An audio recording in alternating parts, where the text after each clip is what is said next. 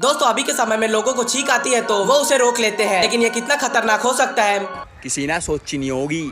आपको ये तो पता ही होगा कि छींक आने का कारण क्या होता है। नहीं पता तो मैं बता दूं कि कुछ डस्ट या फिर कोई हार्मफुल पार्टिकल हमारे नाक में जाने की कोशिश करते हैं और तभी छींक उसे अंदर आने से रोक लेती है। इसलिए जब भी आपको छींक आए तो आपको स्नीज कर देना है। ओपन में नहीं, आपको एक रुमाल में स्नीज करना चाहिए ताकि वो हार्मफुल पार्टिकल किसी और के बॉडी में ना जा पाए। और अगर आप छींक को रोकते हो तो आपके अंदर बहुत से अलग अलग हार्मफुल पार्टिकल आ सकते हैं, जिससे आपके बॉडी को बहुत नुकसान पहुंच सकता है। तो दोस्तों वीडियो थोड़ी भी इन्फॉर्मेटिव लगी हो तो वीडियो को एक लाइक जरूर कर दें और साथ ही साथ चैनल को सब्सक्राइब भी कर ले।